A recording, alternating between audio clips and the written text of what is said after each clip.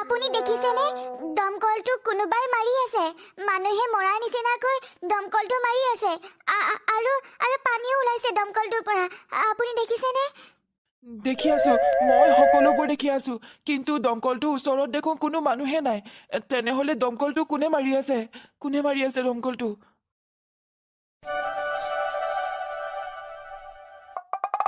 ঐ তই ৰাতি শুনিছিলিনে এই দমকলটো কোনোবাই পানী মাৰি আছিলে আৰু ইমান ৰাতিনো কোনে পানী মাৰিব মোৰ যে ইমানে ভয় লাগিছিলে নহয়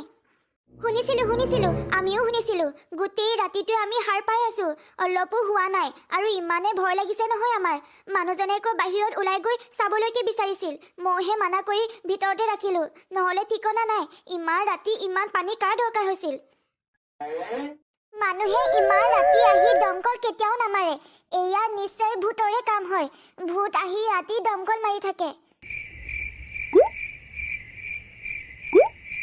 এয়া দেখিছানে আজিও দমকলটো মাৰিছে ইমান ৰাতি আহি দমকলটো মাৰি থাকিব নহয় আমাৰ ইমান দিনৰ পৰা যে টোপনি ক্ষতি হৈ আছে এইটো কথা নাজানে চাগে কোনে ইমান ৰাতি আহি দমকলটো মাৰি থাকে আজি মই এহেকা দিমেই তেতিয়াহে দ্বিতীয়বাৰ সি কেতিয়াও ইমান ৰাতি দমকল নামাৰিব আৰু নাযাব আপুনি ক'তো নাযাব যোৱাকালি ৰাতিও কোনেনো ইমান দমকল মাৰিছে চাবলৈ মই ওলাইছিলো কিন্তু তুমিহে মোক বাধা দিলা আজি মই যামেই আৰু চামেই কোনে ইমান ৰাতিখন দমকল মাৰি থাকে সদায় যে মোৰ টোপনি ক্ষতি হয় সেইটো কথা নাজানে নেকি মই আপোনাৰ ভৰিতে ধৰিছো আপুনি বাহিৰলৈ ওলাই নাযাব এয়া মানুহৰ কাম নহয় এয়া ভূতৰ কাম সদায় ৰাতি ভূতজনী আহি টিউবেল মাৰি থাকে আপুনি বাহিৰলৈ নাযাব ঐ মালতী ঘৰত আছনে এইফালে অলপমান ওলাই আছোন চম্পা তইহে ক কিবা কাম আছিলে নেকি ঐ মালতী জাননে ঘৰত পানী অলপো নাই খাব কাৰণে আৰু আমি সকলোৱে সেই দমকলটোৰ পৰাই পানী খাওঁ কিন্তু মোৰ সেই দমকলটোলৈ অকলে যাবলৈ বৰ ভয় লাগিছে বৈচোন তইও বৈ মোৰ লগত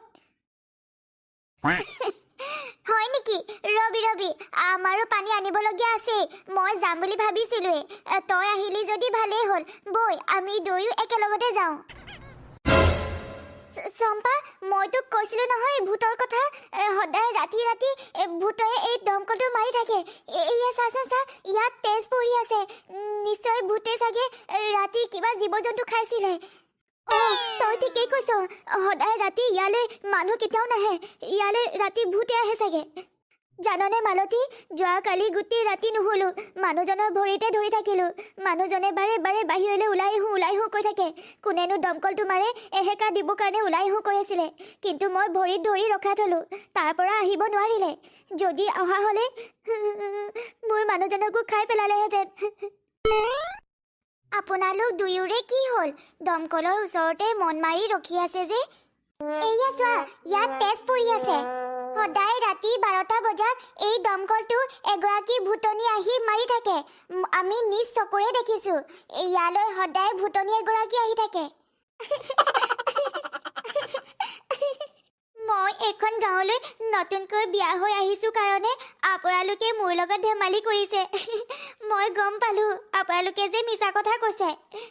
নাই কোৱা আমি তোমাক একো মিছা কথা কোৱা নাই আমি যি কৈছো সেয়া সঁচা এই ৰাতি হলে এই দমকলটো এগৰাকী ভূতনী আহি মাৰি থাকে সঁচা কথা